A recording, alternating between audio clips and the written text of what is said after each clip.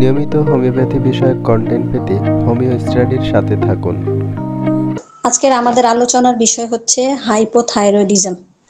এই নিয়ে ডিটেলসে কথা বলবো। কিন্তু আলোচনা শুরু করার আগে থাইরয়েডিজম নিয়ে জানার আগে অবশ্যই হাইপোথাইরয়েডিজম নিয়ে জানার আগে অবশ্যই আমাদেরকে থাইরয়েড গ্ল্যান্ড সম্পর্কে জানতে হবে। তো এই গ্ল্যান্ড সম্পর্কে জানাটা কতটা জরুরি সেটা বলার আগে আমি একটা ছোট্ট গল্প করে নিব। কিন্তু এখানে যারা উপস্থিত আছেন তারা অবশ্যই অ্যানাটমি ফিজিওলজি খুব ভালো জানেন আশা করি। কিন্তু যারা নিউ কামার তাদের জন্য আশা করি আমার ক্লাসটা কাজে আসবে। আর যারা আগের থেকে পারেন জানেন তাদের একটু রিভিশন হয়ে যাবে। কারণ হচ্ছে মানে জানাটা কেন জরুরি, যেমন আমাদের চেম্বারে যখন পেশেন্ট আসেন, হ্যাঁ, তো ম্যাক্সিমাম পেশেন্টই কিন্তু টেস্ট করে রিপোর্টস নিয়ে আসেন।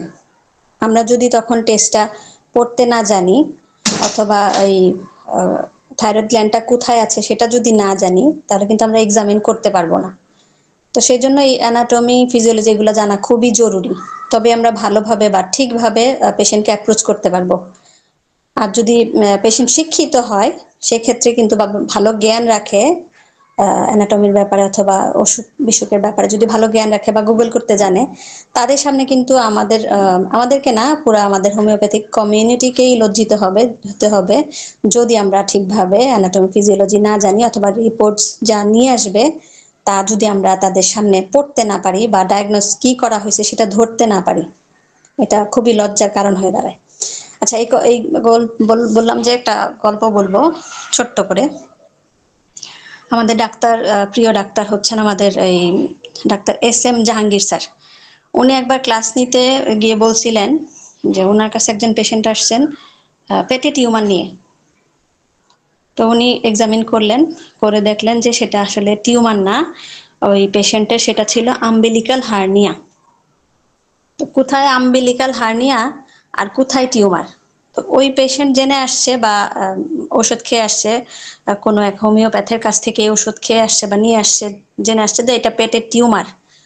তো না জানলে আমাদের যা হয় আর কি, কোথায় আম্বিলিকাল হার্নিয়া আর সে কোথায় সেটাকে টিউমার ভেবে বা বলে মেডিসিন দিয়ে দিয়েছে পেশেন্টকে যে ভালো হয়ে যাবে। আদৌ কি ভালো হবে টিউমারের ওষুধ যদি হিসাব করে খায়?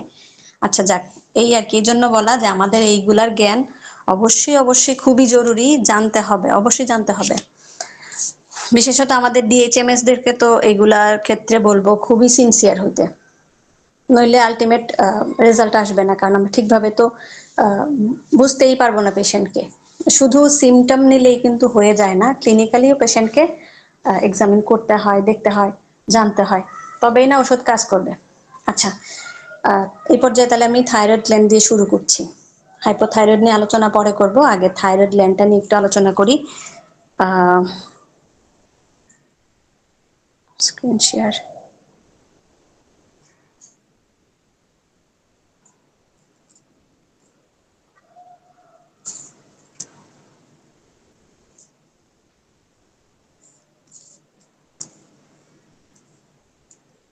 আমার স্ক্রিন কি দেখা যায়?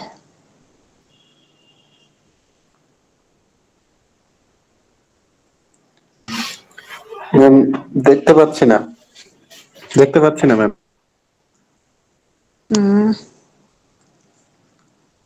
আচ্ছা, আমি আরেকবার একটু চেষ্টা করি। Screen share.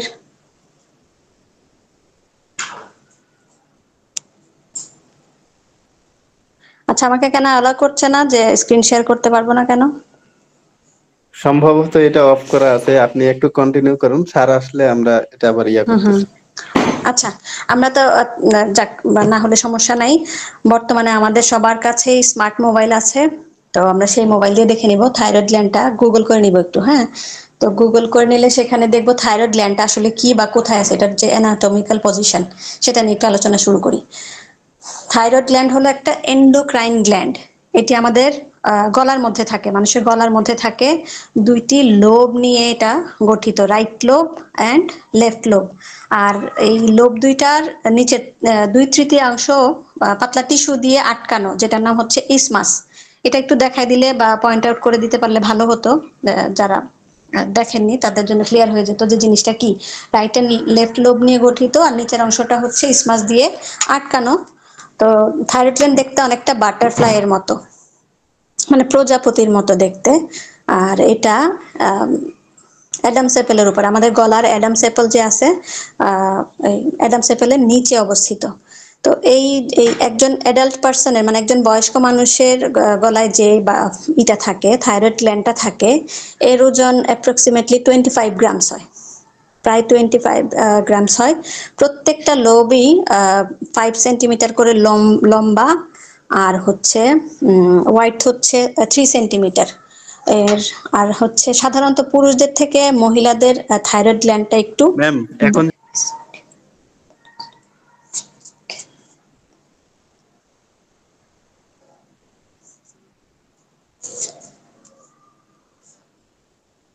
আসছে না? জি ম্যাম আসছে, কন্টিনিউ আচ্ছা করেন এবার। আচ্ছা, সবাই দেখতে পাচ্ছেন তো? আমি গুগল থেকে দেখাচ্ছি। হ্যাঁ, এই জি ম্যাম থাইরয়েড দেখা গ্ল্যান্ডটা যাচ্ছে। আসলে কোথায় থাকে, গলার কোথায় থাকে? হুম, এই সেটা হচ্ছে অ্যাডামস অ্যাপেলের নিচে, এই যে জায়গাটা এখানে লেরিংস দেখানো, তার থেকে নিচে থাইরয়েড গ্ল্যান্ডটা আছে, আর তারও নিচে হচ্ছে ট্র্যাকিয়া। থাইরয়েড গ্ল্যান্ডের ফ্রন্ট ভিউ যদি দেখি, এই যে রাইট লোব লেফট লোব কিন্তু বললাম, আর নিচের যে অংশটা বললাম পাতলা আবরণ দিয়ে আটকানো, সেটা হচ্ছে ইসমাস। এখানে দেখা যাচ্ছে, দেখতে পাচ্ছেন তো আশা করি। থাইরয়েড গ্ল্যান্ডটাকে যদি আবার একটু পোস্টেরিয়র সাইড দিয়ে যদি দেখি, মানে ব্যাক ভিউতে দেখি, তাহলে এটার আবার পেছনে প্যারাথাইরয়েড গ্ল্যান্ডস আছে চারটা, ছোট ছোট করে চারটা গ্ল্যান্ডস। তো এই গ্ল্যান্ডস গুলা নিয়ে, প্যারাথাইরয়েড নিয়ে যেহেতু কথা বলছি না, বলবো না আজকে কথা, আমরা থাইরয়েড গ্ল্যান্ড, তারপরে হাইপোথাইরয়েড নিয়ে কথা বলবো ডিটেলসে। তাহলে এই গেল হচ্ছে আমাদের থাইরয়েড গ্ল্যান্ডের অংশ। অ্যানাটমিক্যাল পজিশনটা বুঝাই দিলাম বা দেখাই দিলাম।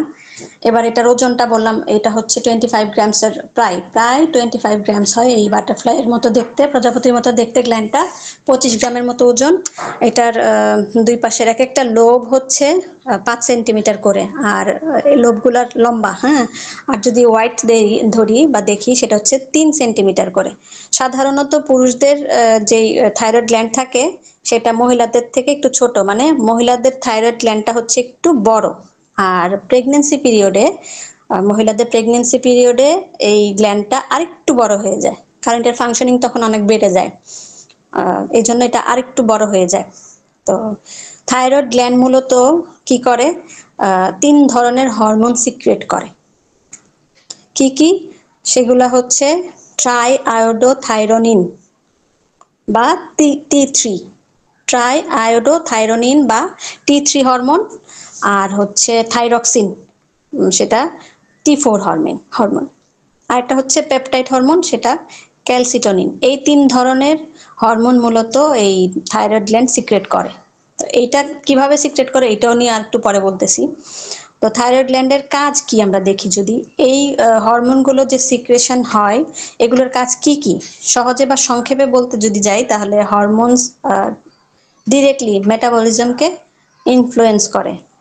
আর এখানে আবার মেটাবলিজম যদি ধরি, তাহলে অনেক বিস্তর কাহিনী, এগুলা আমরা অন্যান্য ক্লাসে বা পরবর্তীতে আলাপ করবো এগুলা নিয়ে। তো সোজা সাপটায় বলা যায়, হরমোনস হচ্ছে মেটাবলিজমকে ইনফ্লুয়েন্স করে, আর প্রোটিন সিনথেসিস করে বাচ্চাদের গ্রোথ ডেভেলপমেন্টে সাহায্য করে। বাচ্চাদের কথা যখন আসলো, বাচ্চাদের যে থাইরয়েড যে গ্ল্যান্ডটা ডেভেলপ হয়, সেটা নিয়েও পরে কথা বলছি। তো দুইটা হরমোনের কথা বললাম, থাইরয়েড, আরেকটা কি, হ্যাঁ, পেপটিড হরমোন। ক্যালসিটোনিন কি করে? ক্যালসিটোনিন ক্যালসিয়ামকে হোমিওস্টেসিস করে। এই গেল আমাদের 3টা হরমোনের কথা। কি কি? T3, T4 আর ক্যালসিটোনিন। এই হচ্ছে থাইরয়েড গ্ল্যান্ড থেকে সিক্রেট হওয়া 3টা হরমোন। এখন T3 আর T4 কে আবার কে রেগুলেট করে? Anterior pituitary. পিটিউটারি গ্ল্যান্ড কোথায় আছে? আমাদের ব্রেইনের, কিন্তু হ্যাঁ, ছোট্ট একটা মটর দানার মতো একটা গ্ল্যান্ড আছে আমাদের ব্রেইনে। এইটা হচ্ছে পিটিউটারি গ্ল্যান্ড। সেই পিটিউটারি গ্ল্যান্ড থেকেই আমাদের হরমোন যে T3 T4 সিক্রেট হয়, সেটা রেগুলেট হয়। মানে পিটিউটারি মূলত এই থাইরয়েডের দুই প্রকারের হরমোনকে কন্ট্রোল করে। আবার পিটুইটারিকে কে আবার কন্ট্রোল করে? পিটুইটারিকেও কিন্তু আরেকটা গ্ল্যান্ড কন্ট্রোল করে, সেটা হচ্ছে হাইপোথ্যালামাস। হাইপোথ্যালামাস হচ্ছে ওই কি বলে, TRH, থাইরোট্রপিন রিলিজিং হরমোন দিয়ে আবার এন্টেরিয়র পিটুইটারিকে সিগন্যাল পাঠায় বা কন্ট্রোল করে।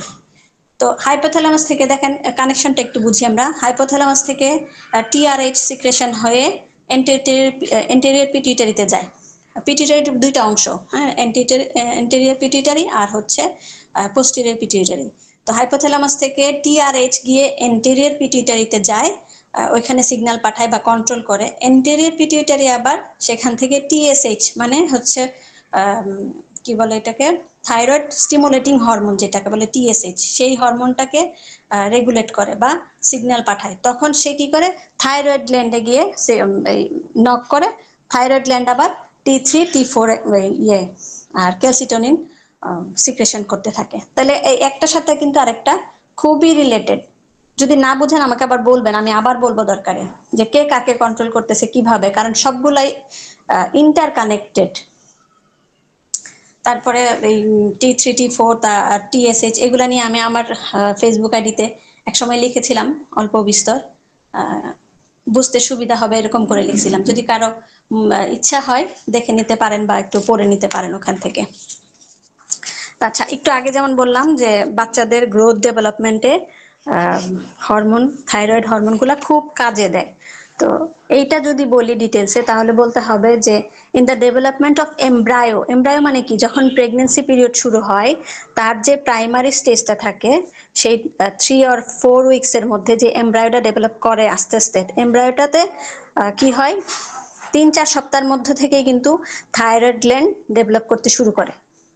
অন্যান্য অর্গানসের সাথে 3-4 সপ্তাহের মধ্যেই থাইরয়েড গ্ল্যান্ডটাও ডেভেলপ করতে শুরু করে দেয়। 7 সপ্তাহের মধ্যে, 7 উইকস এর মধ্যে এটা ডেভেলপ হয়ে যায়, অনেকটাই হয়ে যায়। তারপরে হচ্ছে আরো কি আসে, 18 থেকে 20 সপ্তাহের মধ্যে সাফিসিয়েন্ট হরমোন প্রডিউস করতে শুরু করে দেয়। 11 সপ্তাহের মধ্যে কমপ্লিট হয়ে যায়। 7 সপ্তাহ থেকে 11 সপ্তাহের মধ্যে ডেভেলপমেন্ট কমপ্লিট হয়ে অল্প অল্প স্বল্প হরমোন রিলিজ করতে থাকে। আর 18 থেকে 20 সপ্তাহের মধ্যেই সাফিসিয়েন্ট হরমোন প্রডিউস করতে থাকে। আমরা কিন্তু জানি প্রেগনেন্সিতে 18 থেকে 22 সপ্তাহের মধ্যে অ্যানোমালি স্ক্যান করা হয়। এই অ্যানোমালি স্ক্যানটা যখন করা হয় তখন কিন্তু এই থাইরয়েড গ্ল্যান্ডটাকেও চেক করা হয় যে এটা সাফিসিয়েন্ট হরমোন প্রডিউস করছে কিনা। যদি না করে তাহলে কিন্তু অনেক অ্যানোমালিস নিয়ে, মানে প্রবলেমস নিয়ে, ডিসঅর্ডারস নিয়ে বাচ্চা জন্ম নেয়। এই জন্য প্রেগনেন্সিতে 18 থেকে 22 সপ্তাহে এরকম অ্যানোমাল স্ক্যান করা হয়। দুবাইয়ের এক পেশেন্ট, মানে পেশেন্ট হচ্ছে বাংলাদেশি, দুবাইতে যখন ছিলেন, তো আমার পেশেন্ট আর কি, তো উনি যখন দুবাইতে ছিলেন তখন উনি প্রেগনেন্ট ছিলেন। ওখানে ওনাকে করানো হয়েছে বেশ 4 থেকে 5 বার অ্যানোমালি স্ক্যান করা হয়েছে এই 18 সপ্তাহ থেকে একদম শেষ পর্যন্ত। আর আমাদের আমাদের দেশে যেরকমটা হয়ে যায়, যখন স্ক্যান করতে বলা হয় তখন আমরা খুব ডিলে করি, সময় পার করে দিই অথবা হেলাফেলা করি। না না করছি টাকা কারো মাইক খোলা? একটু পরে। সরি ম্যাম, কন্টিনিউ করেন। আচ্ছা, তো 18 থেকে 22 সপ্তাহের মধ্যে অ্যানোমালি স্ক্যান করে দেখা হয় যে বাচ্চার কোনো অ্যাবনর্মালিটিস আছে কিনা বা থাইরয়েড গ্ল্যান্ডের সিক্রেশন ঠিক আছে কিনা। তো থাইরয়েড গ্ল্যান্ড ডেভেলপ করে যদিও ডিফেক্ট থাকে তাহলে হরমোনস রিলিজগুলো কিন্তু সাফিসিয়েন্ট হবে না, ইনসাফিসিয়েন্ট হবে। তাহলে কোনো রকম অ্যানোমালি যদি ওই সময় থেকে থাকে তবে অনাগত শিশুটি কনজেনাইটাল হাইপোথাইরয়েডিজম নিয়ে জন্মগ্রহণ করবে, এটা একদম ফর শিওর। তো যদি ওই সময় রিলিজে, হরমোন রিলিজে কোনো প্রবলেমস থাকে, ডিসঅর্ডারস থাকে, তাহলে ওই বাচ্চাটা, অনাগত বাচ্চাটা কনজেনাইটাল হাইপোথাইরয়েডিজম নিয়েই জন্মগ্রহণ করবে, যা পরবর্তীতে ওভারঅল গ্রোথকে প্রবলেমে ফেলে দিবে। যেমন ক্রেটিনিজম চলে আসে। ক্রেটিনিজম কি মানে হচ্ছে মানসিক শারীরিক দুই দিক দিয়েই তার ডেভেলপমেন্ট অ্যারেস্টেড হয়ে যাওয়া। তো এইটা একটা মানে খুবই ভালো এক্সাম্পল যে ক্রেটিনিজম চলে আসে, যা এই থাইরয়েডের হরমোন যদি ঠিকভাবে সিক্রেট না হয় সেক্ষেত্রে cretinism is the best example. তাহলে অ্যানোমাল স্ক্যানটা কিন্তু করা খুবই জরুরি। এমনকি যে প্রেগনেন্সি আমরা যখন প্ল্যান করেই নেওয়া হয়, বাচ্চা কাচ্চা এখনকার জামানায়, তো প্ল্যান করে যখন বাচ্চা নিব, যখনই আমরা জানবো যে পেশেন্ট প্রেগনেন্সিতে আছে বা কনসিভিং, তখনই আমরা সাথে সাথে কি করি, কিছু ব্লাড টেস্ট দেই, সেই সাথে ইউএসজি করতে দেই। ইউএসজিটা তখন অনেক পেশেন্টই অনীহা প্রকাশ করে যে এখনই মাত্র কনসেপ্ট করলাম আর এখনই এই 4 সপ্তাহের মধ্যেই আমি কেন ইয়ে করব, ইউএসজি করব, এরকম অনীহা দেখায়। তো তাদের ক্ষেত্রে আমাদের বলা উচিত, হ্যাঁ এভাবে বলা উচিত যে ওই ইউএসজিটা না করলে আমরা জানবো কিভাবে যে বাচ্চাটাকে ফ্যালোপিয়ান টিউবে, এমব্রায়োটাকে ফ্যালোপিয়ান টিউবে আছে নাকি এটা রিলিজ হয়ে ইউট্রাসে চলে আসছে। যদি ইউট্রাসে না এসে থাকে সেই ক্ষেত্রে কিন্তু এটা খুবই রিস্কি, লাইফ থ্রেটেনিং। কারণ কি, ওইটা যদি এমব্রায়োটা যদি ফ্যালোপিয়ান টিউবে গ্রো করতে থাকে একটা সময় কিন্তু টিউব ফেটে যাবে, যেটা লাইফ থ্রেটেনিং, মানে ওই পেশেন্ট মারাও যেতে পারে। তাহলে আমাদের প্রাইমারি যে ইউএসজিটা সেটা অবশ্যই করতে হবে। এই গেল প্রাইমারি ইউএসজির কথা। আর পরবর্তীতে যখন 18 থেকে 22 সপ্তাহ হবে তখনও কিন্তু আমরা পেশেন্টকে অ্যানোমালি স্ক্যানটা অবশ্যই করাবো। কারণ যদি ওইখানে ডিফেক্ট পাই আমরা কিন্তু মাকে ট্রিটমেন্ট দিতে পারবো। আর মাকে যদি ট্রিটমেন্ট দিতে পারি যে অনাগত শিশু অন্যান্য প্রবলেমস গুলা কিন্তু আর তার থাকবে না বা নিয়ে আসবে না, বা থাকলেও সেটা অনেক কম থাকবে। একেবারে যে সব 100-এ 100 হয়ে যায় তা না, তবে আমরা কিন্তু হোমিওপ্যাথিক ওষুধ দিয়ে এই ডিসঅর্ডার গুলা অনেক দূর কমায় নিয়ে আসতে পারি বা ভালো করে দিতে পারি। আচ্ছা, এবার থাইরয়েড গ্ল্যান্ডের হরমোনস গুলার কাজ আরেকটু ডিটেলসে বলি, যেহেতু বাচ্চাদের কথা আসছে। থাইরয়েড গ্ল্যান্ডের হরমোন গুলা কি করে? গ্রোথ ডেভেলপমেন্ট করে। থাইরয়েড গ্ল্যান্ডের হরমোন ব্রেইন ডেভেলপমেন্ট করে, যেমন ক্রেটিনিজমের কথা একটু আগে বললাম যে ব্রেইন এবং ফিজিক্স দুইটাকেই খুব কন্ট্রোল করে। তারপরে রেগুলেটিং মেটাবলিজম, মেটাবলিজম নিয়ে তো প্রথমেই বললাম, মেটাবলিজমকে রেগুলেট করে, যেগুলো আমাদের অটো ইমিউন ডিসঅর্ডার গুলো আছে ওগুলোর মধ্যে এই থাইরয়েডের প্রবলেম একটা, তারপরে হচ্ছে ডায়াবেটিস, এগুলো সবই কিন্তু অটো ইমিউন ডিসঅর্ডার, মানে নিজের সেলকে নিজেই মানে মেরে ফেলার মতো অবস্থা, যার জন্য শরীরে অটো ইমিউন ডিজিজ গুলো হয়।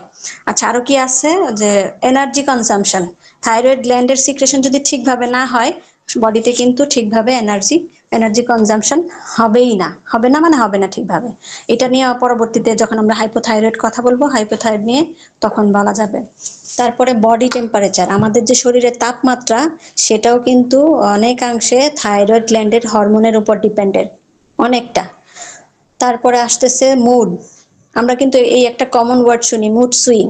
মুড সুইং শুনি, এটা প্রেগনেন্সিতে হয়, এটা প্রেগনেন্সি ছাড়াও হয়। কখন হয়? যখন ওই পেশেন্টের থাইরয়েডে কোনো ঝামেলা থাকে, কোনো ডিসঅর্ডার যদি থেকে থাকে, তখন কিন্তু মুড সুইংটা একেবারে কমন। মানে এখন এটা তো তখন ওইটা মানে অনেকটা হিস্টেরিক্যাল টাইপ। তো এই মুড সুইংটাও হয় যদি তার থাইরয়েডে কোনো প্রবলেম হয়। তাহলে মুডটাকেও কে কন্ট্রোল করতেছে? থাইরয়েড গ্ল্যান্ডের সেই হরমোনস গুলা।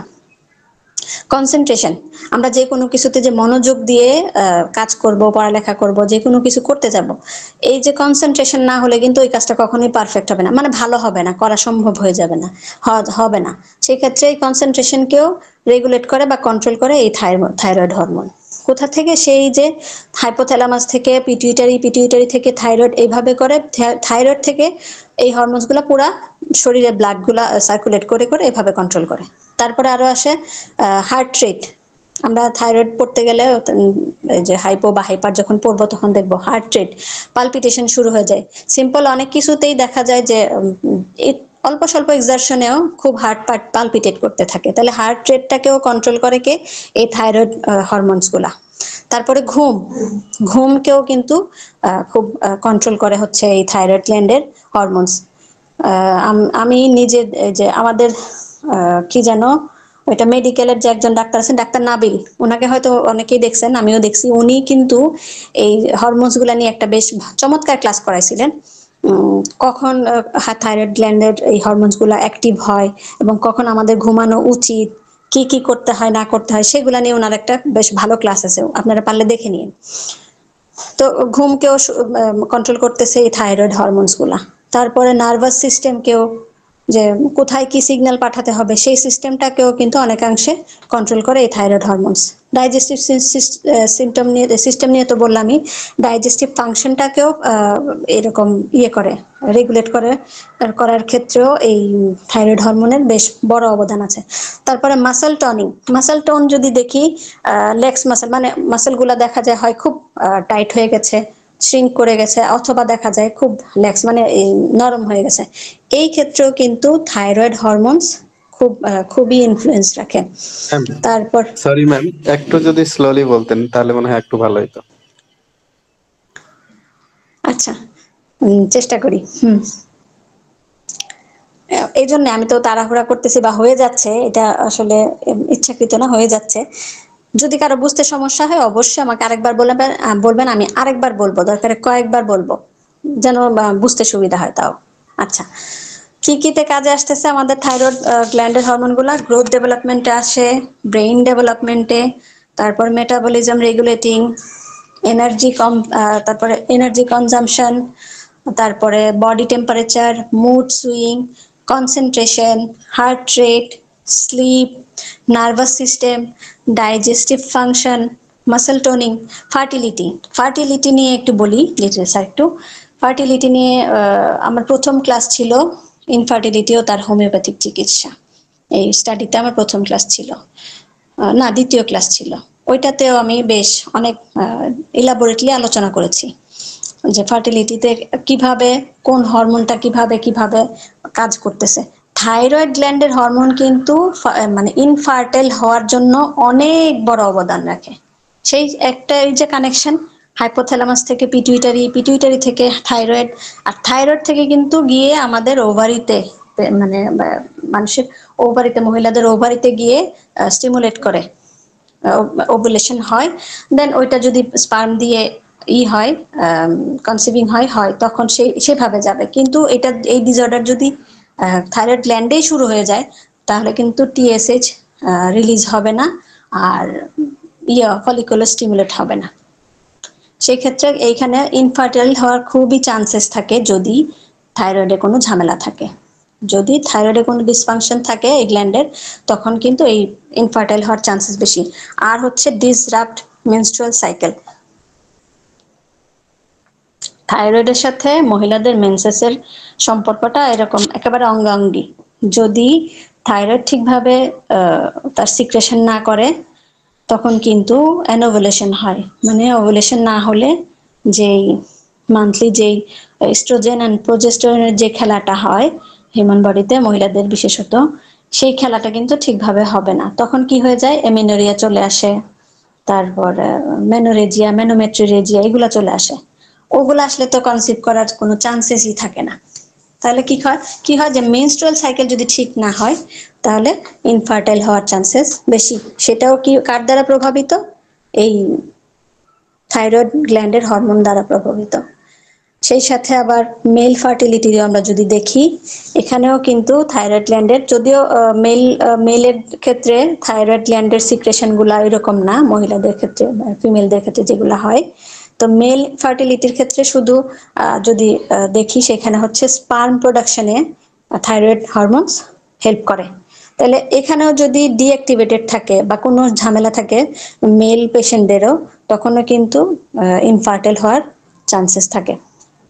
প্রায় 15টা ফাংশন নিয়ে বললাম, আরো হয়তো অনেক কিছু আছে যা আমি জানি না, বা আরো আরো সার্চ করলে আরো পাবো।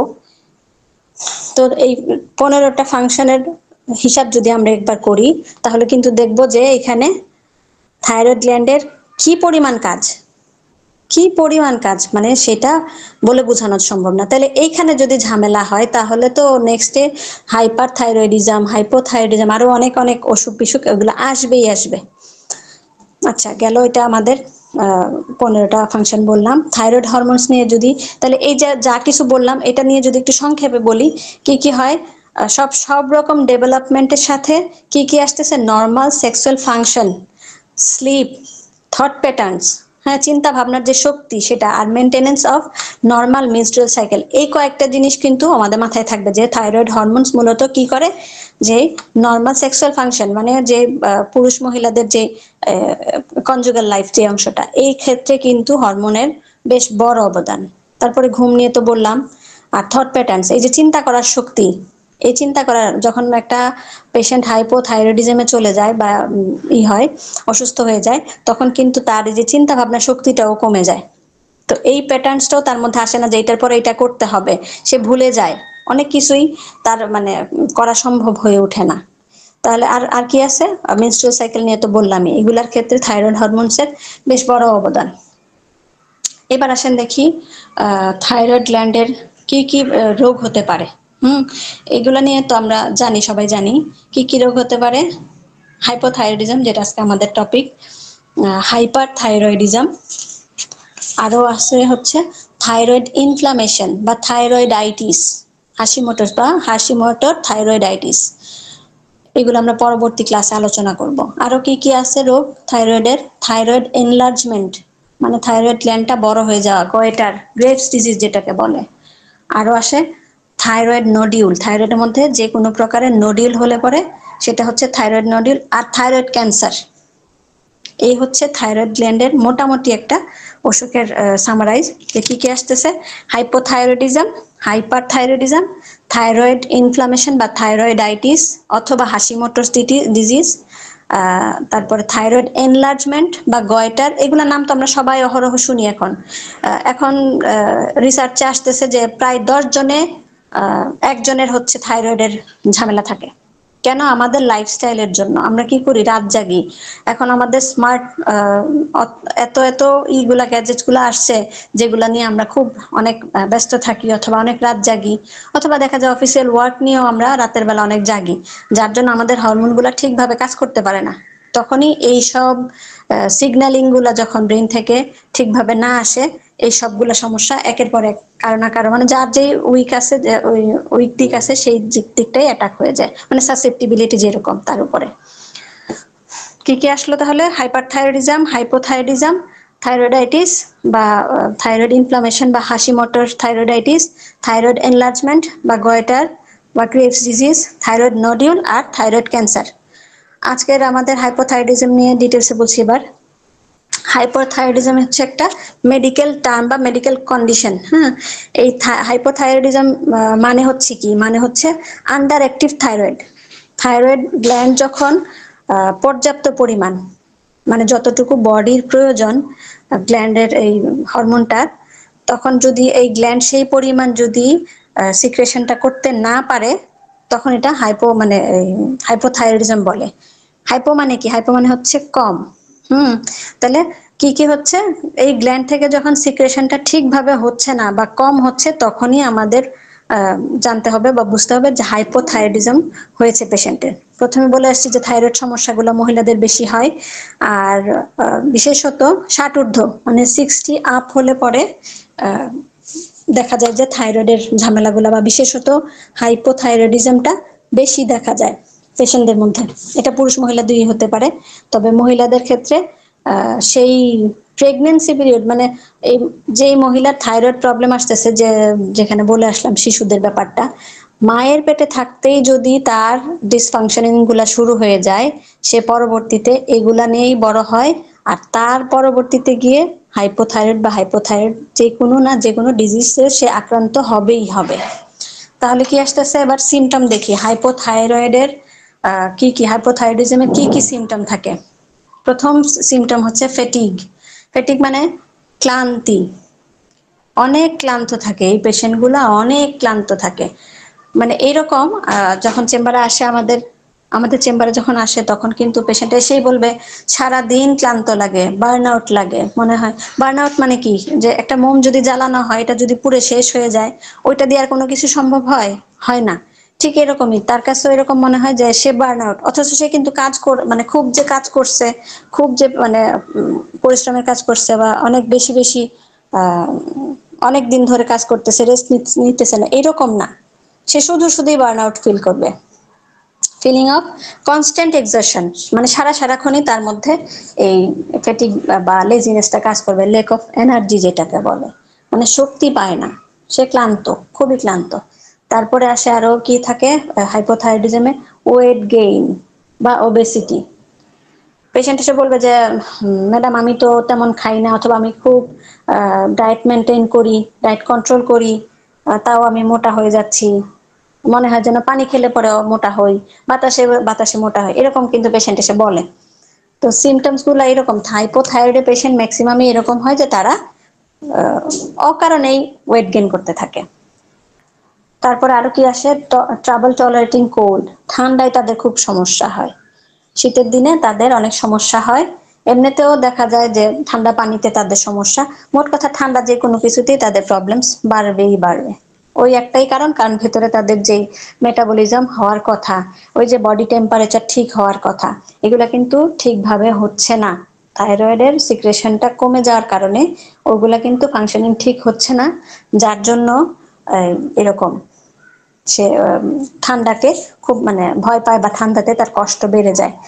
তারপর জয়েন্ট অ্যান্ড মাসল পেইন থাকে। এটা তো পেশেন্ট বলবেই যে আমার জয়েন্ট গুলাকে মনে হয় যেন খুলে খুলে পড়ে যাচ্ছে, খুব যন্ত্রণা করে, খুব কষ্ট হয়, হাঁটতে পারি না, বসে থাকলে শুধু বসেই থাকতে ইচ্ছে করে, ব্যথা হয়। আর মাসেল গুলা তো বললাম টোনিং নষ্ট হয়ে যাওয়ার কারণে, যে এক সময় হয়তো সে খুব অ্যাক্টিভ ছিল, কাজ করতে পারতো, তার মাসেলস গুলো টাইট ফিট ছিল, এগুলা কিন্তু একদম রিল্যাক্স হয়ে যায়, নরম হয়ে যায়। থাইরয়েডের যখন হাইপোথাইরয়েড যখন হয়, জয়েন্ট আর মাসেলে এরকম ঝামেলাও শুরু হয়ে যায়। ড্রাই স্কিন, পেশেন্ট এসে বলবে যে দেখেন আমার স্কিনের কি অবস্থা, আমার স্কিন তো এরকম ছিল না, এরকম ছিল না, কখনোই ছিল না, বা এরকম দেখতেছি, এরকম বছর খানেক হয় আমার স্কিন এরকম বাজে হয়ে যাচ্ছে দেখতে, ড্রাইনেস চলে আসে, কোনো মসৃণতা নাই, রুক্ষ রুক্ষ ভাব, এরকম। তো এটা আর একটা সিমটম হাইপোথাইরয়েডিজমের। চুলের ক্ষেত্রে জায়েন্ট থিনিং হেয়ার, চুল পাতলা হয়ে যায়। দেখা যায় যে ফোরহেডের যে ডান পাশে বাম পাশে যে থাকে, চুলের যে একটা লেয়ার থাকে, সেই লেয়ারটা ধীরে ধীরে ধীরে ধীরে বড় হতে থাকে, মানে ওই কপালটা বড় হয়ে যেতে থাকে। কি হচ্ছে, চুল পড়ে যাচ্ছে, এখান থেকে পড়েও যাচ্ছে, আবার পাতলা চুলগুলা যা আগে যেরকম ছিল একটু হেলদি, সেই হেলদি ভাবটা থাকে না, পাতলা হয়ে যায়, অনেক পাতলা হয়ে যায়। তাহলে চুলের ক্ষেত্রে কি হচ্ছে, ড্রাই এবং থিনিং, মানে পাতলা হয়ে যায়, আবার ঝরেও যায়। আবার কি আসতেছে, হেভি অর ইরেগুলার মেনস্ট্রুয়েশন, হয় খুব পরিমাণে, একবার যখন পিরিয়ড শুরু হয়ে যায়, মেনোরেজিয়া যে শুরু হয়, আর তো থামতেই চায় না। তখনও কিন্তু এই আমাদেরকে গেস করতে হবে যে পেশেন্ট কি নিয়ে বলতেছে। তখন আমাদের কিন্তু মাথায় চলে আসে যে পেশেন্টের এই এই সিমটম গুলো যখন কোনো পেশেন্ট এসে বলবে, তখন কিন্তু আমাদের মাথায় চলে আসে যে তার থাইরয়েডে কোনো না কোনো প্রবলেম হয়েছে, বিশেষত হাইপোথাইরয়েডিজম। কি হয় যে হয় হেভি হবে, আর নয়তো এমিনোরিয়া চলে আসে, অথবা ইরেগুলার, অথবা দেখা যায় যে একই মাসে দুইবার, মাস দুই পিরিয়ডে মাঝখানে স্পটিং, এগুলা একটার পর একটা থাকতেই থাকে। যখন থাইরয়েডের প্রবলেম শুরু হয়, এই মেনস্ট্রুয়েশনের সাইকেলেও এরকম ঝামেলা শুরু হয়। তারপরে ফার্টিলিটি প্রবলেম নিয়ে তো একটু আগে বললাম, হাইপোথাইরয়েড হলে ফার্টাইল হওয়ার চান্সেস খুব কম থাকে। আবার ওইদিকে দেখা যায় পিসিওএস ডেভেলপ করে যায়, একটার সাথে তো একটা ইন্টার কানেক্টেড। তো ফার্টিলিটি প্রবলেমস গুলো এইভাবে করে থাইরয়েড গ্ল্যান্ড দ্বারা বা থাকে, কানেক্টেড থাকে, ইনফ্লুয়েন্স থাকে। তো হাইপোথাইরয়েডিজম হলে পরেও ইনফার্টাইল হওয়ার চান্সেস অনেক বেশি। স্লোড হার্ট রেট, হার্টের যে ফাংশনিংও কমে যায়, আমরা কিন্তু একটু আগে পড়লাম। হার্ট রেট হয় বেড়ে যাবে, নয় কমে যাবে। হাইপোথাইরয়েডিজমে মূলত কমে যায় থাইরয়েডের গ্ল্যান্ড সিক্রেশন, যদি কমে যায় সেক্ষেত্রে হার্ট রেটও কমে যায়। তারপর ডিপ্রেশন, ডিপ্রেশন একটা কমন ওয়ার্ড, এটা নিয়ে আমরা মানে অহরহই শুনতে পাই, সাধারণ মানুষের কথা মুখেও শুনতে পাই যে ডিপ্রেশন ডিপ্রেশন। ডিপ্রেশনটা আসলে মূলত কি, কেউ এক লাইনে বলতে পারবেন যে ডিপ্রেশন মূলত কি, কাকে আমরা বলি ডিপ্রেশন, এখানে যারা উপস্থিত আছেন এক লাইনে বা একটা ওয়ার্ডে যদি কেউ বলতে পারেন উইলিংলি, ডিপ্রেশন আসলে বলতে কি বোঝায়? ম্যাডাম চিন্তা। আচ্ছা, আর যে আমরা ডিপ্রেশনে ভুগতে আছি, মানসিক অবসাদ বোঝাতে পারে। ফ্রাস্ট্রেশন ম্যাডাম, কোনো কিছু নিয়ে হতাশা বোঝায়, এটাকে ফ্রাস্ট্রেশন আর কি বলে। হ্যাঁ, আপনি অনেকটা অনেকটা ভালো বলছেন, থ্যাংক ইউ। যখন আমার যারা যারা প্রত্যাশা পূরণ হবে না, আমি যে বলি, যখন আমার প্রত্যাশা পূরণ হবে না, তখন আমার মধ্যে এক ধরনের নেতিবাচক হতাশা কাজ করবে, সেই হতাশাটাই হচ্ছে ডিপ্রেশন। হ্যাঁ, আপনাকে ধন্যবাদ যে বলছেন, আমি অবশ্য দেখতে পাইনি স্ক্রিন শেয়ারের কারণে। ধন্যবাদ যারা যারা অ্যান্সার করছেন, সবাইকে ধন্যবাদ। আমি এক লাইনে বলে দেই, দেখবেন যে আজকের পরে আর এটা কখনোই ভুল হবে না, বা মনে থাকতে সুবিধা হবে। সেটা হচ্ছে লস অফ প্লেজার, মানে আনন্দ হারিয়ে ফেলা যে কোনো কিছুতে, একেবারে কোনো কিছুতেই সে আনন্দ পাবে না। কি থাকবে, যে জিনিসগুলোতে একসময় খুব আনন্দ পেত বা অ্যাক্টিভিটিস গুলো সে করতো, সেগুলোতে সে কোনো আনন্দ পাবে না। Loss of pleasure or interest in activities for long periods, এবং সেটা কি হবে, অনেকটা সময় ধরে, এই ডিপ্রেশন কিন্তু আজকে আমি বললাম, বসলাম, চিন্তা করলাম, দুশ্চিন্তা করলাম, যে কোনো একটা সাবজেক্ট নিয়ে, যে কোনো একটা ঘরের কোনো বিষয় নিয়ে ডিপ্রেসড হয়ে গেলাম, না, সেটা কিন্তু ডিপ্রেশন না। ডিপ্রেশন হচ্ছে একটা লং প্রসেস। ধীরে ধীরে ধীরে ধীরে ধীরে ধীরে মানুষকে ভেতর থেকে আস্তে আস্তে করে মানে ক্ষয় করে ফেলে ডিপ্রেশন। এই জন্যই বলে না যে ডিপ্রেশনের পরে সুইসাইড করে ফেলছে, কারণ তার তো থট প্রসেস ভালো নাই, ঠিক নাই, সে যে কোনটা করবে কোনটা করবে না, তখনই দেখা যায় এরকম বাজে দিকে চলে যায় পেশেন্ট। আচ্ছা, তাহলে ডিপ্রেশন কি? Loss of pleasure or interest in activities, যে কোনো কাজে ইন্টারেস্ট হারিয়ে ফেলা, আনন্দ হারিয়ে ফেলা, এবং সেটা কি লং টার্মে, লং পিরিয়ডে, কম সময়ে না, অনেক সময় নিয়ে যেটা হবে সেটাই হচ্ছে ডিপ্রেশন। আশা করি সবাই বুঝতে পারছেন ডিপ্রেশন মূলত কি। মানে আজকালকার 2-1 দিনের চিন্তায় কিন্তু ওইটা হয় না, দুশ্চিন্তা হয় না, এই ডিপ্রেশন হয় না, ওটা দুশ্চিন্তা হবে বা এংজাইটি হবে, যেটাকে বলবো আমরা। ডিপ্রেশন হইতে হলে লং পিরিয়ড, লং টার্ম লাগবে। আচ্ছা, গেল। এই কয়েকটা সিমটম কি কি থাকবে? ফটিগ, ওয়েট গেইন, তারপরে ঠান্ডায় কষ্ট, জয়েন্ট আর মাসেল পেইন, আর ড্রাই স্কিন, ড্রাই হেয়ার আর থিনিং হেয়ার, তারপরে heavy or irregular menstrual periods, তারপর ফার্টিলিটি প্রবলেমস, স্লোড হার্ট রেট, মানে হার্টের রেট কমে যাওয়া, আর ডিপ্রেশন। লাস্টে বললাম যে ডিপ্রেশনে কি কি হয় তাহলে? থাইরয়েড হরমোন, যে যে একটু আগে যে অংশগুলো আমি বলে আসলাম, ওইটা আমি আরেকটু যদি রিপিট করি তাহলে আপনাদের জন্য ভালো হবে। যেমন গ্রোথ ডেভেলপমেন্টে, যেটা নিয়ে আমরা ক্রিয়েটিনিজম নিয়ে বললাম, ক্রিয়েটিনিজম চলে আসে গ্রোথ, ব্রেইন ডেভেলপমেন্টে থাইরয়েড গ্ল্যান্ডের কাজ আছে। তারপর রেগুলেটিং মেটাবলিজম নিয়েও কাজ আছে। এনার্জি কনজাম্পশন, মানে শরীরের শক্তি, এই যে ফ্যাটিগ কেন আসে, শরীরে শক্তি পায় না, তার জন্য তার এইরকম ক্লান্তি ক্লান্তি ভাব আসে। তারপরে বডি টেম্পারেচার, এই যে ঠান্ডাতে সমস্যা বললাম, বডি টেম্পারেচারও তো থাইরয়েড গ্ল্যান্ডের হরমোন কন্ট্রোল করতেছে। তাহলে যখন ঠিকভাবে ভেতর থেকে টেম্পারেচার ঠিক থাকবে না, তখন কিন্তু ওই যে নর্মাল পানিতেও, পানি খেতে গেলেও শীত শীত লাগবে, গোসল, এই যে গরমের দিন চলে আসছে, এখন কিন্তু আর আমরা কেউ গরম পানি দিয়ে গোসল করছি না। এই ক্ষেত্রে দেখা যাবে যারা হাইপোথাইরয়েডিজমের পেশেন্ট, তারা এখনো কিন্তু কুসুম গরম পানি হলেও তার লাগবে, কারণ কি ওই যে বডি টেম্পারেচার তার ঠিক নাই, তার শীত লাগে বা শীতে তার কষ্ট হয়। তারপরে আরো কি কি আছে? ডাইজেস্টিভ সিস্টেম যদি ঠিকভাবে ফাংশনিং না করে, সেক্ষেত্রে কোথায় কোন প্রোটিনটা যাবে, এই যে চুল নষ্ট হয়ে যাওয়া, স্কিন নষ্ট হয়ে যাওয়া, প্রোটিনের সিনথেসিস ঠিকভাবে না হয়ে কোথায় হচ্ছে? এই ডাইজেস্টিভ সিস্টেমের কারণে। এটা যেখানে যেখানে যাওয়ার কথা সেখানে যেতে পারছে না, তখনই কিন্তু স্কিনের প্রবলেমগুলো আসে, চুলের প্রবলেমগুলো চলে আসে। তাহলে এখানে হাইপোথাইরয়েডিজম দায়ী এগুলো প্রবলেমসের জন্য। আর ফার্টিলিটি নিয়ে তো বললামই, ফার্টিলিটি আর থাইরয়েড মনে হয় যেন থাইরয়েড গ্ল্যান্ডের মানে অঙ্গাঙ্গি সম্পর্ক, এটার সাথে ওইটা ছাড়া আমরা ভাবতেই পারি না। আমাদের কাছে যখন পেশেন্ট আসে যে তাদের প্রাইমারি ইনফার্টিলিটি অথবা সেকেন্ডারি ইনফার্টিলিটি নিয়ে আসে, তখন কিন্তু আমাদের প্রথমেই ভাবতে হয় যে তার থাইরয়েড ঠিক আছে কিনা। মহিলাদের থাইরয়েড ঠিক আছে কিনা, কারণ সেকেন্ডারি হলে তো এটা আরো বেশি ভাবার বিষয়। প্রাইমারি হলে যদিও আমরা মেল পার্টনারকে টেস্ট করতে দেই যে ওনার স্পার্ম কাউন্ট ঠিক আছে কিনা বা সিমেন অ্যানালাইসিস ঠিক আছে কিনা, যদি ওইটা ঠিক থাকে তখন আমরা মহিলাদের টেস্টগুলা করি যে তার কি কি প্রবলেমস আছে।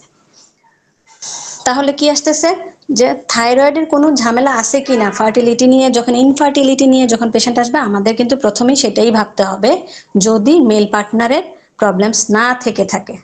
তাহলে যখন আমরা পেশেন্টকে দেখবো যে হাইপোথাইরয়েডিজম, আমাদের কিন্তু কেস টেকিংটা টোটালি অন্যরকম হয়ে যাবে। কারণ কি, তার মধ্যে যেই ডিএক্স মানে ডায়াগনোস করা আছে যে হাইপোথাইরয়েডিজম, আর এটা যদি করা না থেকে থাকে, আমরা কিন্তু টেস্টের মাধ্যমে জেনে নিব। এটা আমাদের অবশ্যই করে নিতে হবে। শুধু সিমটম নিলাম আর ওষুধ দিলাম কাজ হয়ে যাবে, হবে না। কারণ ওই তার অসুখের মাত্রাটা কতটুকু আছে, তার সিক্রেশনটা কোন লেভেল পর্যন্ত গেছে যেটা তাকে এত দুর্বল করছে, অথবা প্রাইমারি স্টেজে আছে কিনা, তাহলে ওই ডোজিংটা কিন্তু এটার উপরে অনেকটা ডিপেন্ডেন্ট। তাহলে আমরা গেলাম এই যে হাইপোথাইরয়েডিজম নিয়ে কথা বললাম, ডিপ্রেশন পর্যন্ত বললাম, আর হার্ট রেটও বললাম যে স্লো হয়ে যাবে। হাইপোথাইরয়েডিজম কিন্তু হঠাৎ করে হয় না যে আজকে হলো কালকে ধরা পড়ে গেল, এরকম কিন্তু না। অনেক সময় আবার দেখা যায় প্রেগনেন্সিতে হাইপোথাইরয়েডিজম বা হাইপারথাইরয়েডিজম থাকে, পরবর্তীতে ডেলিভারি আফটার এটা আবার ভালো হয়ে যায় বা কমে যায় বা ঠিক হয়ে যায়। কিন্তু এটাও কিন্তু আমাদের মাথায় রাখতে হবে, পেশেন্ট আসলে আমাদের কিন্তু এটাও মাথায় রাখতে হবে যে তার কখনো জেস্টেশনাল ডায়াবেটিস ছিল কিনা, বা থাইরয়েডিজমের কোনো হাইপো বা হাইপার কোনো ঝামেলা ছিল কিনা, পরবর্তীতে অন্য কোনো প্রবলেমস নিয়ে আসলে, বিশেষত মেনস্ট্রুয়েশন নিয়ে যদি কোনো সমস্যা নিয়ে আসে, তাহলে আমাদের কিন্তু থাইরয়েড টেস্টটা অবশ্যই করে দেখতে হবে। T3, T4, TSH এই টেস্টটা অবশ্যই করে দেখতে হবে। আচ্ছা, তো হাইপোথাইরয়েডিজম কি একদিনে আসে না বা 1 মাসে 2 মাসে আসে না, এটা লং প্রসেস, প্রায় বছর কি বছর লেগে যায় এই অসুখটা আসতে, আস্তে আস্তে আসে, তো টের পাওয়া যায় না। আচ্ছা, তারপরে কি কি কারণে হাইপোথাইরয়েডিজম হয়, আসলে এবার একটু জেনে নেই কি কি কারণে হয়। আয়োডিন ডিফিসিয়েন্সিতে হয়, আমরা যে লবণ খাই। এখন এটা নিয়ে বেশ বিতর্ক আছে যে আমরা যে লবণ খাচ্ছি এটাতে যে বাইরের থেকে আয়োডাইজড করা হচ্ছে বা আয়োডিন যুক্ত করা হচ্ছে, এটার জন্য হয়তো বা আমাদের প্রবলেমস গুলা মডার্ন লাইফে এই থাইরয়েডের প্রবলেমস গুলো আসতেছে। এটাও হতেও পারে, আবার নাও হতে পারে, এটা আলাদা রিসার্চের ব্যাপার, তর্ক আছে, তাই একটু বলে নিলাম যে আয়রন ডেফিসিয়েন্সির জন্য কিন্তু হয়, সেটা হয় বেশি হয়ে গেলেও হয়, কম হয়ে গেলে হয়। তাহলে হাইপোথাইরয়েডিজম কিসের জন্য হয়? কম হয়ে গেলে, আয়োডিন যদি কম থাকে সেই ক্ষেত্রে হাইপোথাইরয়েডিজম ডেভেলপ করে পেশেন্টের মধ্যে। তারপরে আসতেছে হাশিমোটোস ডিজিজ, এটা একটা অটোইমিউন ডিজিজ। এটার জন্য কি করা হয়, বাইরে থেকে ইনজেক্ট করা হয় হরমোন, এই পেশেন্টকে সুস্থ করার জন্য বা বাঁচানোর জন্য বাইরে থেকে তাকে ইনজেক্ট করা হয় হরমোনস গুলা। তখন দেখা যায় কি এটা মূলত হাইপার থাইরয়েডের দিকে যায়। তো ওই হাইপার থাইরয়েড থেকে তাকে কমানোর জন্য যেভাবে করে ইনজেক্ট করা হয় হরমোনস, তখন দেখা যায় আস্তে আস্তে আস্তে আস্তে সে হাইপার থেকে হাইপোতে চলে আসে, তখনও কিন্তু হাইপোথাইরয়েডিজমের চান্সেস বেড়ে যায়। তাহলে কি কি আসতেছে? আয়োডিন ডেফিসিয়েন্সি, মোটোস ডিজিজটাও এটার জন্য দায়ী। তারপর থাইরয়েডাইটিস অথবা inflammation of the thyroid, thyroid gland যদি ইনফ্লেমড হয়ে যায়, এই যে একটু আগে যেমন বললাম না, পেশেন্ট আসলে আমাদেরকে এক্সাম করতে হবে, পালপিট করে দেখতে হবে যে তার থাইরয়েড গ্ল্যান্ড ঠিক আছে কিনা। আমরা তো জানি এটা 25 গ্রামসের একটা গ্ল্যান্ড, ডানে বামে 5 সেন্টিমিটার করে লম্বা হবে, 3 সেন্টিমিটার করে তার প্রশস্ত হবে। তাই আমরা যখন হাত দিয়ে গলাটা চেক করবো, পিছন থেকে আমরা পেশেন্টকে হাত দিয়ে গলাটা চেক করব, করে দেখবো যে গ্ল্যান্ডের পরিমাণটা কিরকম আছে। এরকম যদি এটা বড় হয়ে যায় তখন কিন্তু আমাদের হাতে বাজবে, অথবা বাইরের থেকে কিন্তু দেখতে পাওয়া যায় যে গ্ল্যান্ডটা একটু ফুলে ফুলে গেছে, এটা হচ্ছে ইনফ্লামেশন। তো ফুলে গেলে অনেক সময় কি হয়, সিক্রেশনটা অতিমাত্রা হয় অথবা কমে যায়, তখন হয়ে যায় থাইরোটক্সিকোসিন, মানে ওইখানে বিষাক্ততা চলে আসে, থাইরোটক্সিকোসিন হয়ে যায়, তখনও হাইপোথাইরয়েডিজম ডেভেলপ করতে পারে। আর একটা হয় কনজেনাইটাল হাইপোথাইরয়েডিজম, মানে হচ্ছে hypothyroidism that in present in the at birth, জন্মের থেকেই নিয়ে আসা বা জন্মের সাথে সাথে। এখন কিন্তু এই জিনিসটা ম্যান্ডেটরি করা হয়ে গেছে যে বাচ্চা হওয়ার সাথে সাথে ডেলিভারি আফটার তাকে কিছু টেস্ট বা এক্সামিনেশন করা হয়, সেটার মধ্যে থাইরয়েড টেস্টও আছে। কেন? মায়ের যদি থাইরয়েডের প্রবলেম থেকে থাকে, হাইপার হোক আর হাইপো হোক, যে বাচ্চাটা আসছে সেই বাচ্চাটাকে কিন্তু টেস্ট করে দেখা হয় সে জন্মগত থাইরয়েডিজম কোনো প্রবলেমস নিয়ে আসছে কিনা, হাইপো অথবা হাইপার থাইরয়েডিজম নিয়ে আসছে কিনা তাকে টেস্ট করা হয়। এটা উন্নত বিষয় করা হয়, আমাদের দেশেও আছে, রেয়ার না, করা হয়, বেশ কিছু কেস দেখলাম, হ্যাঁ হয়, করা হয়। তো কনজেনাইটাল হলে পরে, কনজেনাইটাল নিয়ে কিন্তু আমি প্রথম দিকে ডিটেলসে কথা বলছি, আশা করি এটা নিয়ে কারো কনফিউশন থাকার কথা না। তারপরে যদি থাকে আমাকে বলবেন, আমি আবার বলবো, কারণ এই পেশেন্ট গুলা কিন্তু দিন দিন বাড়ছে। আমাদের চেম্বারে যখন আসবে, আমরা যদি গেস করতে পারি তাহলে কিন্তু ট্রিটমেন্ট দেওয়া এবং পেশেন্টকে আরোগ্য দেওয়া খুবই সহজ হয়ে যাবে, মানে খুব তাড়াতাড়ি হয়ে যাবে আর কি। আচ্ছা, আরো কি কি কারণে হাইপোথাইরয়েডিজম আসতে পারে? সার্জিক্যাল রিমুভাল অফ পার্ট অথবা হোল থাইরয়েড, থাইরয়েডে যদি এরকম কোনো সার্জিক্যাল কেস চলে আসে, সার্জারি করতেই হবে, তখন দেখা যায় যে ইয়েটাকে, এই কি বলে, থাইরয়েড গ্ল্যান্ডটাকে কেটে ফেলতে হয়, হয় অর্ধেক অথবা পুরাটাই কেটে ফেলতে হয়। তাহলে পুরাটা যদি কেটে ফেলে তখনও কিন্তু হাইপোথাইরয়েডিজম হওয়ার চান্সেস, আবার যদি অর্ধেক কাটে তখনও দেখা যায় যে বাকি অর্ধেক দিয়ে হয়তোবা ঠিকঠাক ভাবে সিক্রেশনটা হচ্ছে না, তখন হাইপোথাইরয়েডিজম ডেভেলপ করতে পারে। রেডিয়েশন ট্রিটমেন্ট, রেডিয়েশন ট্রিটমেন্টটা কি? এই যখন হাশিমোটোস অথবা গ্রেভস ডিজিজ এগুলো হয় না, অথবা অন্যান্য যে কোনো সমস্যা হয় না, তখন কিন্তু রেডিয়েশন ট্রিটমেন্ট দেয়া লাগে থাইরয়েডের জন্য, তখন হাইপোথাইরয়েডিজম ডেভেলপ করে যায়। কারণ একদিক থেকে কমাতে আসতে গেলে আরেক দিকে মানে বেড়েছিল, এটাকে কমাতে গেলে আস্তে আস্তে কমতে কমতে হাইপোথাইরয়েডিজমে চলে আসে। আবার কিছু কিছু মেডিসিনও এর জন্য দায়ী। হাইপোথাইরয়েডের জন্য কিছু মেডিসিনও দায়ী, যেমন হচ্ছে হার্ট মেডিসিন। যে হার্টের পেশেন্ট আসলো, তাকে যদি থাইরয়েডের টেস্ট না করে যদি ডাক্তার বলে যে হ্যাঁ ওনার হার্ট রেট কমে গেছে, যে ইসিজি করে যদি দেখে, যদি কোরিলেট করা না হয়, সেক্ষেত্রে কিন্তু হার্টের যে মেডিসিনগুলো দিন দিন মানে প্রত্যেক দিন খেয়ে যেতে হয়, যেটা কনভেনশনাল মেডিসিনে আসে যে চলবে, যে কোনো একটা ওষুধ লিখে দেয় চলবে, এই যে চলবে দিয়ে দেয়, তখন কিন্তু এই প্রবলেমগুলা আর দেখা হয় না যে তার হার্টের কি অবস্থা। আর মানে ওই পেশেন্ট দেখা যায় যে 6 মাস বছর পার হয়ে যাচ্ছে ওই চলবে ওষুধই খাচ্ছে। এই যে কন্টিনিউড প্রসেস, এই প্রসেসের জন্য হাইপোথাইরয়েডিজম আসতে পারে। তারপরে বাইপোলার ডিসঅর্ডারের জন্য যে ওষুধ খাওয়া হয়, বাইপোলার ডিসঅর্ডার নিয়ে তো আমাদের এখানে সম্ভবত ক্লাস হয়েছে কিনা, আচ্ছা যাক, বাইপোলার বেশ অনেক বড় টপিক, এটা নিয়েও কোনো স্যার ম্যাডাম হয়তো আশা করি আলোচনা করবেন। এই বাইপোলার ডিসঅর্ডারের জন্য যদি কনভেনশনাল মেডিসিন খাওয়া হয় বা ট্রিটমেন্ট নেওয়া হয়, সেই ক্ষেত্রেও কিন্তু হাইপোথাইরয়েডিজম আসতে বাধ্য। আর ক্যান্সার মেডিসিন, লাস্টে হচ্ছে ক্যান্সার মেডিসিন, ক্যান্সারের জন্য যে যে মেডিসিনগুলা বা থেরাপিগুলা ইউজ করা হয়, এই এক একটা পুরাটাই তো আমাদের প্রত্যেকটা গ্ল্যান্ডে গিয়ে এমনভাবে কাজ করে যে হয় তাকে তার সিক্রেশন বেড়ে যায়, নয়তো কমে যায়। তাহলে কমে গেলে তখন হাইপোথাইরয়েডিজম চলে আসে। এইভাবে এভাবে করেই মানে এই বিশেষত এই কিছু কারণের জন্য হাইপোথাইরয়েডিজম ডেভেলপ করে। কি কি? Iodine deficiency, Hashimoto's disease, thyroiditis অথবা inflammation of the thyroid, congenital hypothyroidism মানে জন্মের সময় যে হাইপোথাইরয়েড নিয়ে আসছে, আরও surgical removal of the thyroid gland partly অথবা হোল, রেডিয়েশন ট্রিটমেন্ট, আর কিছু মেডিসিন যেমন হার্ট রিলেটেড মেডিসিন, বাইপোলার ডিসঅর্ডারের মেডিসিন, ক্যান্সারের মেডিসিন, এগুলা খেলে পরেও হাইপোথাইরয়েডিজম ডেভেলপ করতে পারে। ডায়াগনোসিস কিভাবে করব? আমরা আগেই বলছি যে আমাদের কাছে তো ম্যাক্সিমাম টাইম টেস্ট করে আসে, কারণ যখন দেখে যে কনভেনশনাল মেডিসিনে চলবে দিয়ে দেয় ওষুধটা, যেমন থাইরক্সিন টাইপের কিছু ওষুধ দিয়ে দেয়, খেতে থাকেন, বলেও দেয় যে যতদিন বেঁচে থাকবেন ততদিন খেতে হবে। তো এইরকম যদি হয়, তখন দেখা যায় এটা বাড়লো না কমলো না স্টেবল হলো, পেশেন্ট কিন্তু এটা অনেক সময় খেয়াল করে না, খেয়েই যায়, চলবের মধ্যে চলতেই থাকে। তো যদি টেস্ট করে আসে দেন ওয়েল, আমরা জেনে গেলাম তার সমস্যাটা। আর যদি টেস্ট করে না আসে, তার সিমটমস যখন আমরা শুনবো, তখন আমরা তাকে অবশ্যই টেস্ট করতে দিব। এটার জন্য ব্লাড টেস্ট লাগবে। কি সেটা? ব্লাডের সিরাম থেকে T3, T4 আর TSH, এই টেস্টটা আমরা করব, করলেই জানতে পারবো যে তার থাইরয়েড গ্ল্যান্ডের সিক্রেশন কত দূর এবং তার কোন মেডিকেল টার্মে পড়তেছে, হাইপো হাইপার যেটাতেই হোক। আচ্ছা, গেল ডায়াগনোসিস, ব্লাড টেস্টের মাধ্যমে জেনে গেলাম বা রিপোর্টস নিয়ে আসলো, আমরা জেনে গেলাম। তারপরে কি আসতেছে? Diet management. কি কি খেতে পারবে, মানে খেলে পরে ওই পেশেন্ট ভালো থাকবে।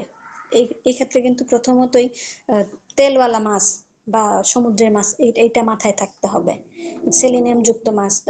তারপর নাটস, বাদাম খেতে হবে।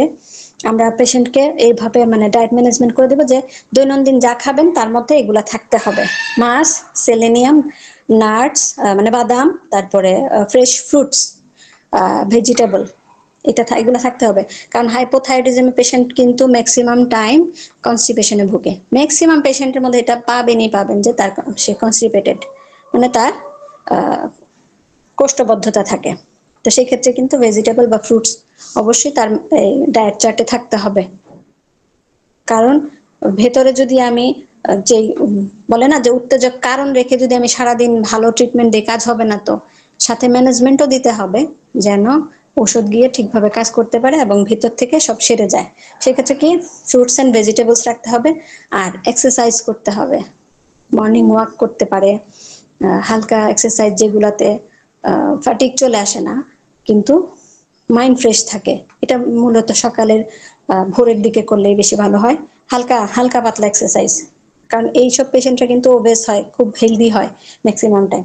তাহলে তাদের জন্য খুব কড়া মানে এক্সারসাইজ না,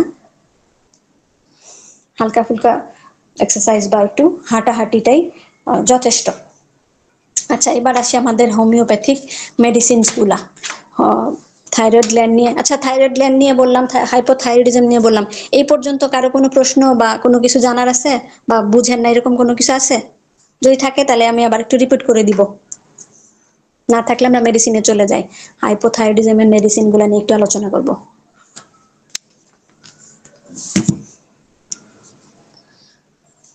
ম্যাম আলোচনা কন্টিনিউ করুন। আচ্ছা, তাহলে আমরা মেডিসিন গুলো নিয়ে আলোচনা করি। হাইপোথাইরয়েডিজমে প্রথমেই কিন্তু থাইরয়েডের কথা যেহেতু বলছি, আমাদের মাথায় আশা করি প্রথমেই চলে আসে থাইরয়েডিনাম নিয়ে।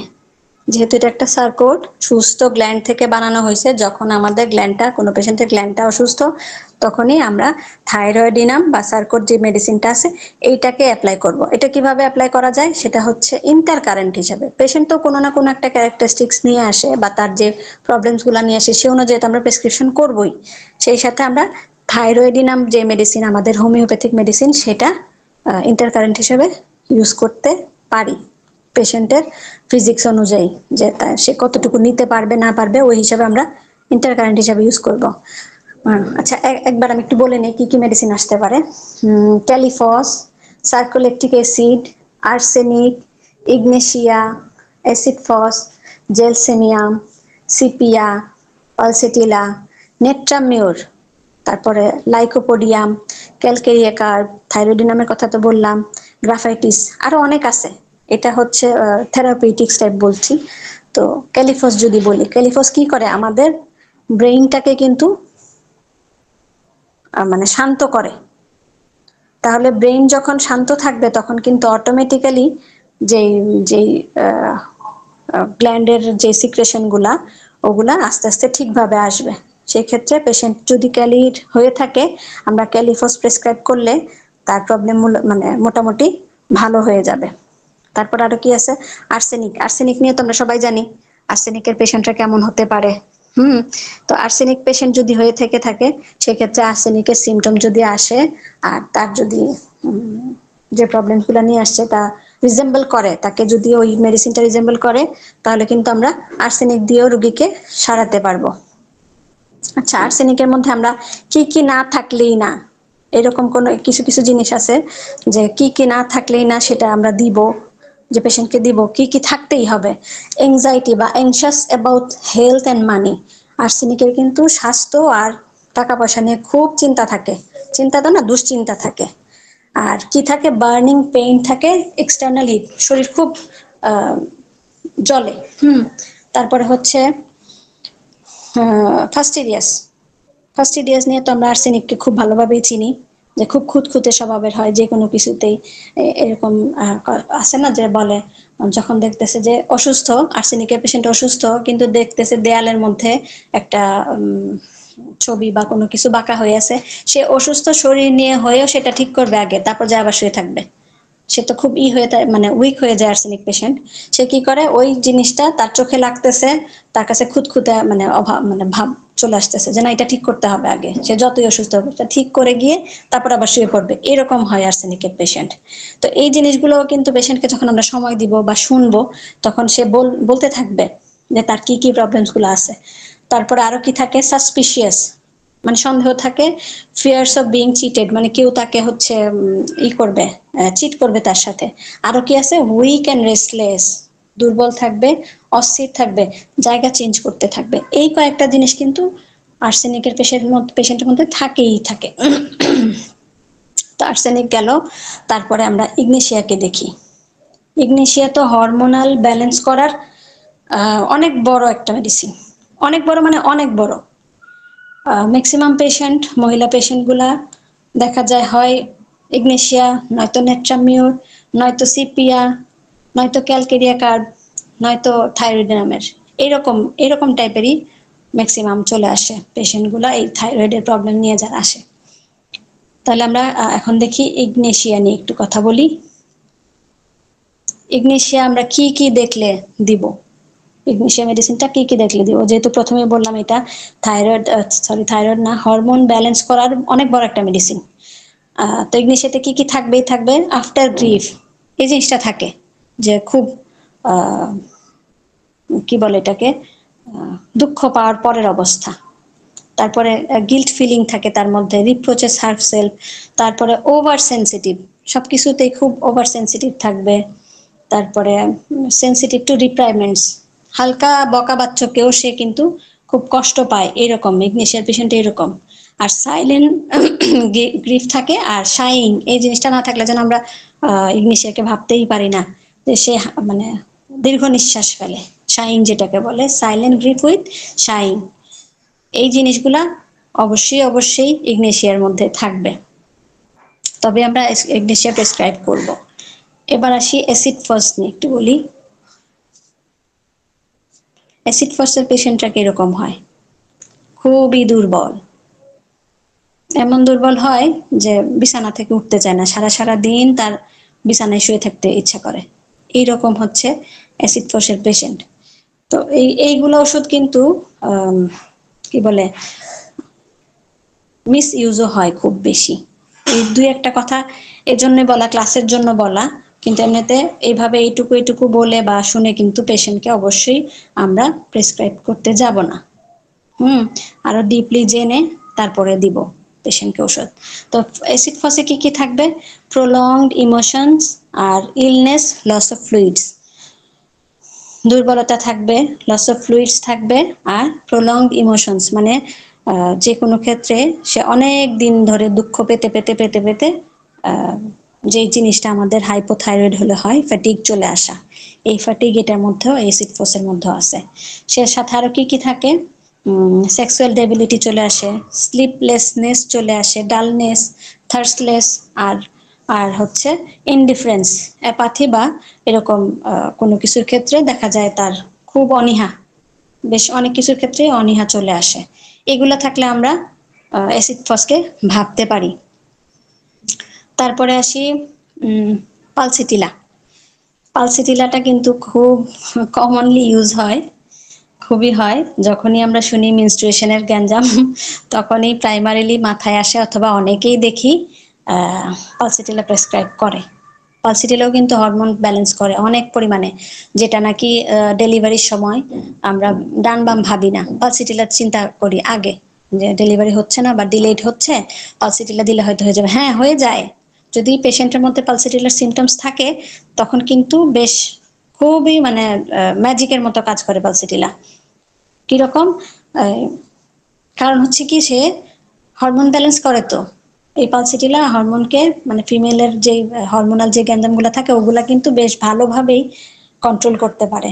তো পালসিটিলা কি কি না থাকলে আমরা দিব না, থাকতে হবে যেগুলা চেঞ্জেবল মুডস আর কমপ্লেইনিং, সে কমপ্লেইন করতে থাকে, এটা হলো না, এটা চাইলাম, ওইটা দিল না, এই পেলাম না, ওই পেলাম না, এরকম কমপ্লেইনস তার মধ্যে থাকে। ক্রেপস, কোল্ড আইসক্রিম, আচ্ছা এটাতে না গেলাম। ডিজায়ার ফর ওপেন এয়ার, বন্ধ করে তার খুব কষ্ট হয়, আর ওপেন এয়ারে তার খুব ভালো লাগে। আর কি কি থাকে? ফ্যাটস আর রিচ ফুডে তার এগ্রাভেশন হয়, তার গ্যাস হয়, অ্যাসিডিটি হয়। আর তারপরে স্যাডনেস, উইপিং, কনসোলেশন, সে কনসোলেশন চায়, অ্যাপ্রোচ চাই এরকম যে আমাকে, আমি মনে কষ্ট পাইছি, আমাকে সবাই আদর করুক, তুলু তুলু করুক, এরকম টাইপ। তখন কিন্তু আমরা পালসিটিলাকে, এইগুলা কিন্তু এমনি এমনি চলে আসবে না। একটা পেশেন্ট যখন আসবে বসবে তখন কিন্তু তার সাথে কথা বলতে বলতে বলতে বলতে এরকম তার ভেতরকার কথাগুলো চলে আসে, তার মনের দুঃখগুলো সে আস্তে আস্তে বলতে থাকে। তখন আমরা পেশেন্টটাকে আইডেন্টিফাই করতে পারি সে মূলত আসলে কোন পেশেন্ট, কোন ওষুধের কোন রেমেডি তাকে মানে তার বডি চাচ্ছে। আচ্ছা, এবার আরেকটু সিপিয়া নিয়ে বলি। সিপিয়া, সিপিয়া তো আমরা জানি যে ব্রুনেট কালারের হবে, মানে শ্যামবর্ণ মহিলা হবে, ড্যান্সিং মানে কি বলে এমিলিওরেশন হয়। ড্যান্সিং মানে সে কাজকর্ম করে থাকলে ভালো, সে ভালো ফিল করে। তারপর আরো কি থাকবে?